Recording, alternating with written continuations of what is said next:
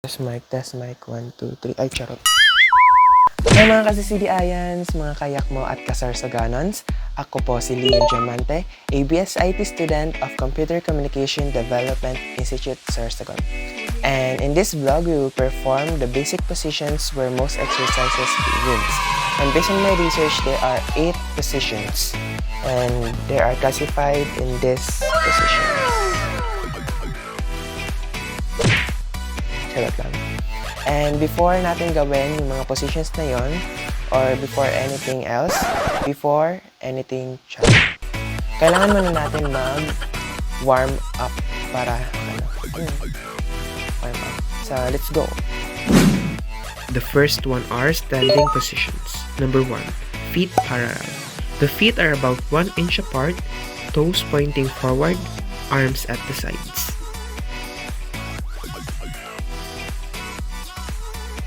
Number 2, stride position. The feet are apart about 12 inches wide.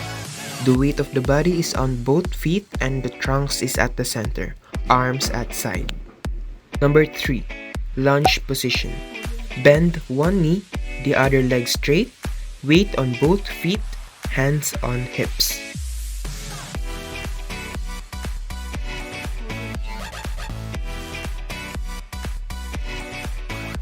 Number 4, half knee bend. Feet together, bend knees to about 45-degree angle, feet flat on floor, body erect, hands on hips. Number 5, full knees bend. The knees are fully bent, sit on the heels of the feet, the weight of the body is on the balls of the feet. Next is sitting positions. Number 1, long sitting position. Sitting with legs extended forward, toes pointed, trunks erect, and hands on hips.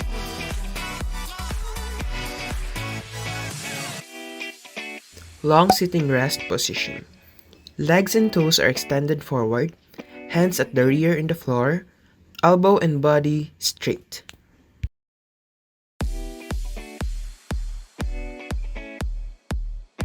Hook sitting position.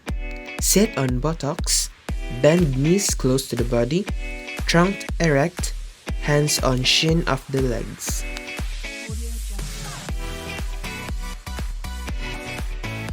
Number 4, tuck sitting position.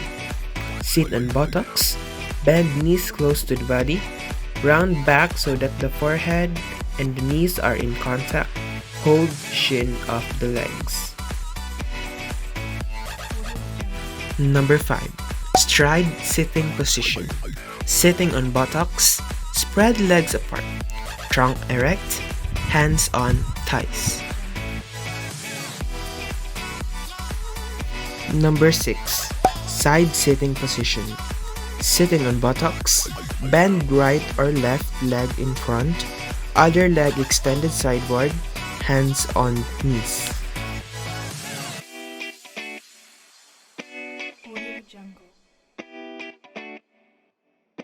Number 7, hurdle sitting position.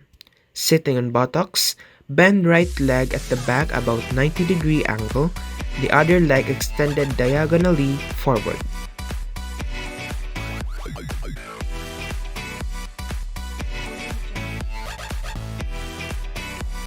And the last is number 8, heel sit. From kneeling position, sit on the heels of the feet, toes pointed, hands on hips.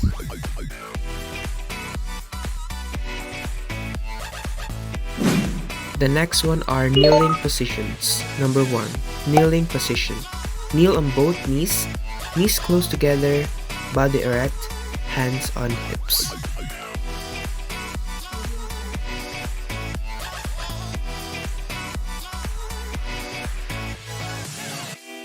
Number 2, stride kneeling position. Kneeling on both knees with knees apart. Number 3, half kneeling position, right of left. Kneeling on right, left in half kneeling position in front, hands on hips. And the last is number 4, kneeling position, one leg extended sideward position. Kneeling on one leg, the other extended sideward, forward or backward. The next are lying positions. Number 1, back lying position. Lying on the back, the body as well extended, arms overhead, toes pointed. Number 2, front lying position. Body is well extended and in front of the body is in contact with the floor. Toes pointed and arms forward. Number 3, side lying position. With the body well extended, the side of the body is in contact with the floor. One hand on the floor overhead and the other hand bent close to the chest, palms on floor. Toes pointed. Number 4, hook lying position. In a back lying position, bend knees with the feet close to buttocks. Feet flat on the floor, arms overhead.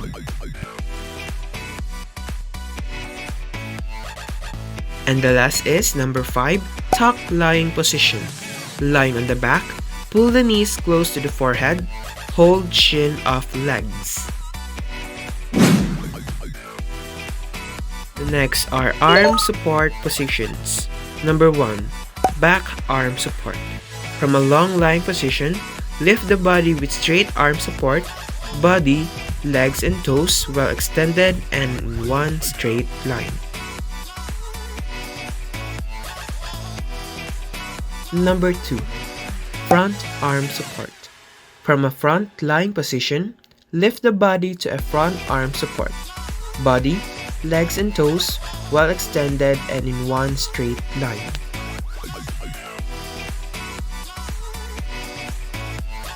Number 3, side arm support. The body is supported with the right or left arm. The body is well extended.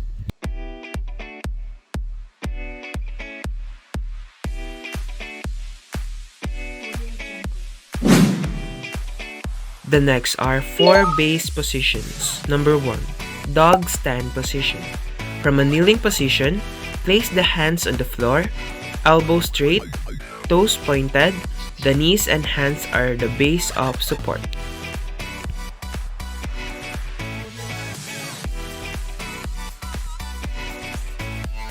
This is number 2, bridge stand position. From a hook sitting, lift the trunk, legs and arms in right angle with the trunk. The next are hand positions. Number 1, hands on waist. Place hands on waist, fingers pointing front, thumbs pointing backward. 2, hands on chest. Palms facing down, thumbs touching the chest, elbows in line with the shoulders. Number 3, hands on shoulders. Bend arms from the elbow, fingertips touching the shoulders, elbow in line with the shoulders, rib cage lifted. Number 4, hands on neck. Bend arms from the elbows, place hands behind the neck, fingertips meeting each other, elbows in line with the shoulders.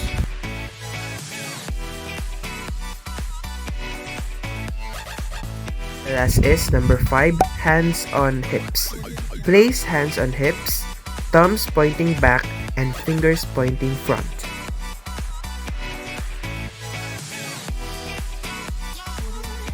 Arm positions. Number 1, arms forward. Raise arms forward with palms facing each other. Hands in line with the shoulders and elbows slightly extended.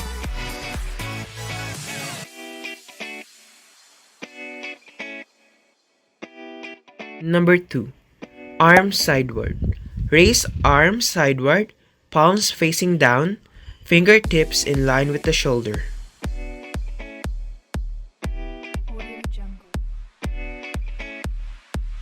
And the last is number 3, arms upward.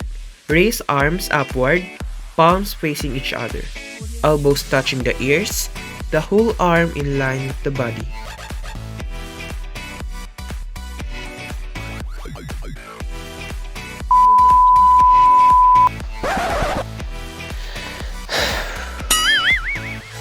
Kamusta kayo guys?